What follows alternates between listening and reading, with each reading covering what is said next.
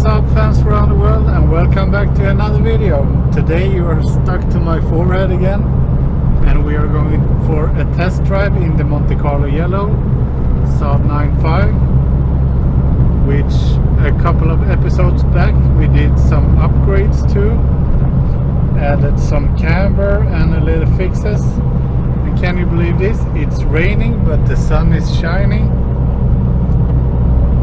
So either way, now I'm going to drive the car to let it adapt a little bit, because the battery has been unplugged. So let the car adapt fully, and then we're gonna start to make some pulls if the weather let us do that. So first, the engine is hot as it should be.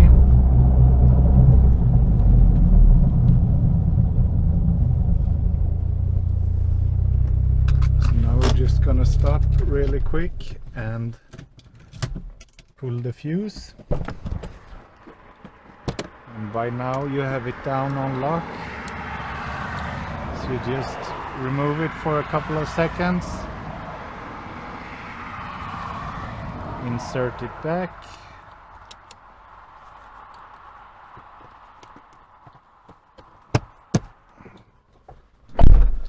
like so.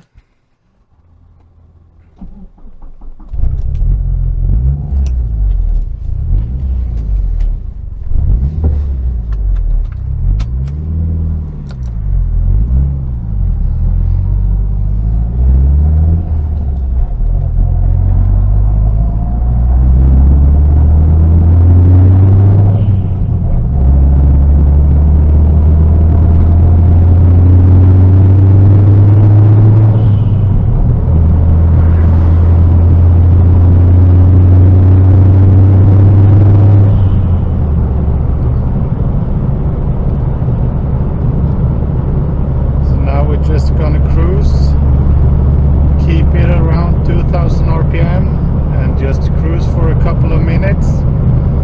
So I will get back to you once the car has adapted.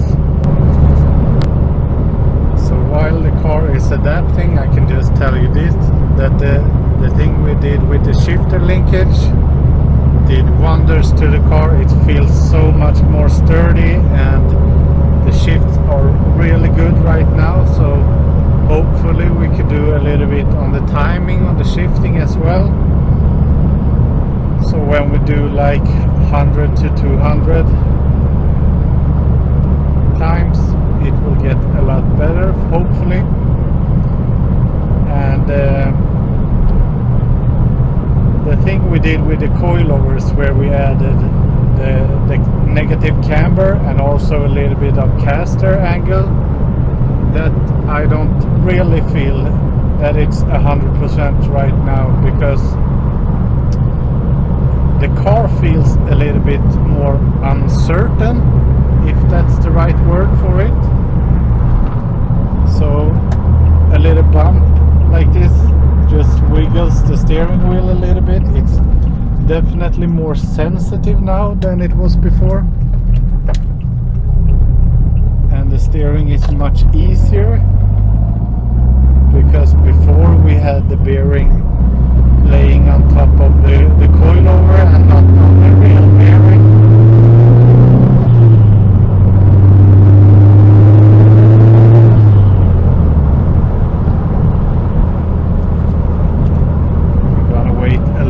Longer before we start hammering, but Eric did a super great job on the shifter linkage.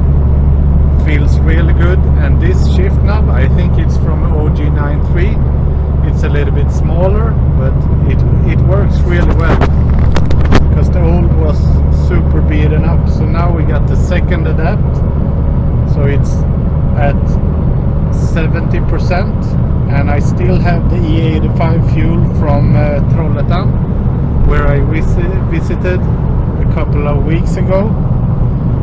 So I think the E85 here where I live is a little bit better, because before I went to Trollhättan I had 85% on the adaptation. So we will see, they might have changed it as well, but we will start the computer and start some logging, and we will see what we can do. So now we're really gonna work with this car and try to get the tuning done so everything works as it should. If we don't have any other like boost leaks or oil leaks and stuff like that.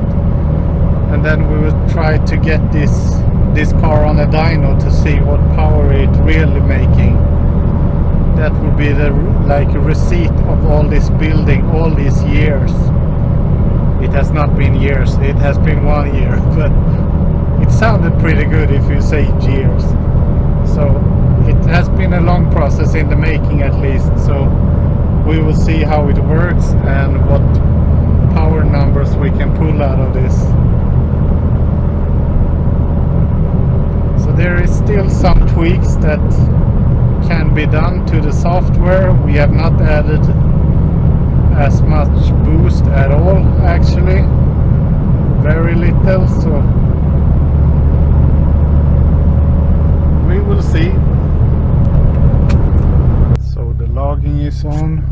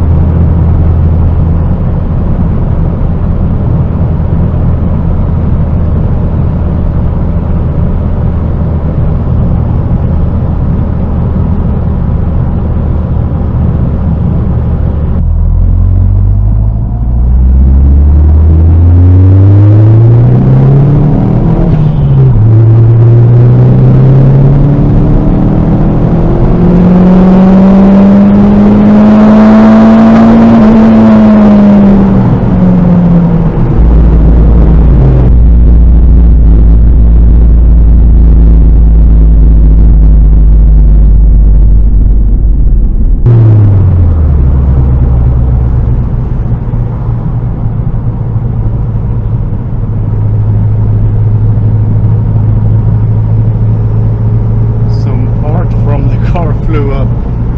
I wonder what that could be.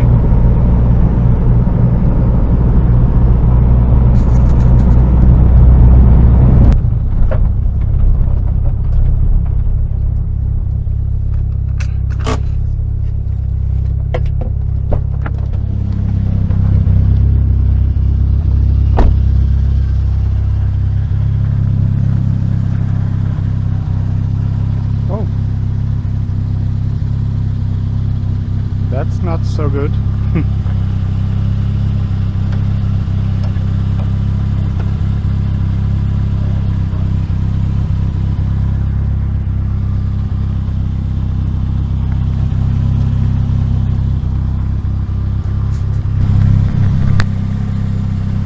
Well, that sucks.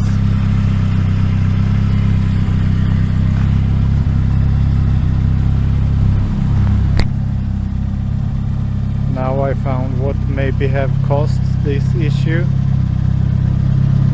This cap right here is missing, so maybe air has gone through here and then just push that out of the way.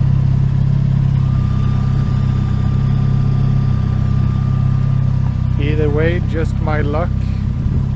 Not as bad luck as this fella right here, but either way,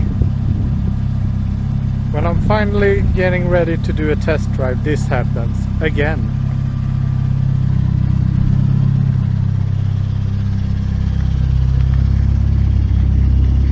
Either way, that's it for today, guys. I hope you enjoyed the video. Give it a thumbs up and subscribe to the channel. It means a lot to me, and I will see you in the next one. Bye.